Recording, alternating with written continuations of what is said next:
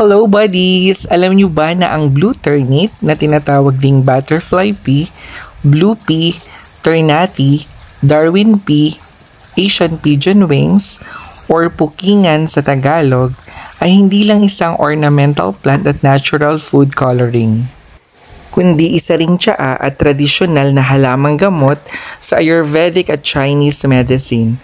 At madali lamang itong mapasibol sa inyong mga bakuran o kahit sa paso. Mabilis yumabong ang mga dahon at bulaklak nito lalo na kapag ito ay laging naaarawan. Sinasabing ang extracts o katas ng bulaklak nito ay antimicrobial, anti-inflammatory, anti-diabetic, diuretic at marami pang ibang benepisyo. Sinasabi ring nakakatulong ito para mag-glow ang ating skin, nakakapag-promote ng hair growth, nakakapagpaiwas sa pagkalagas ng buhok, at nakakapagpabawas ng mga sintomas ng anxiety o pagkabalisa. Mainam itong gawing tsaa at madali lamang i-prepare. Hugasan lamang itong mabuti pagkapitas. Saka bantuan ng mainit na tubig ang isang tasa na may 2 hanggang 10 pirasong bulaklak. Ibabad lamang ito sa loob ng 5 hanggang 10 minuto bago tanggalin ang bulaklak.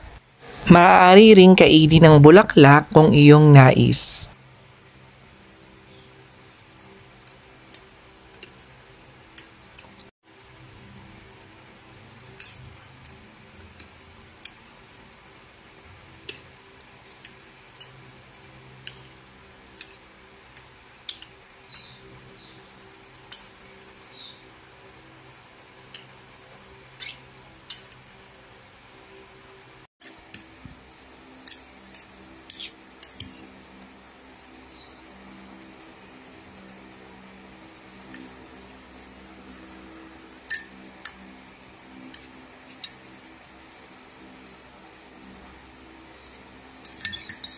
Follow, share, and subscribe.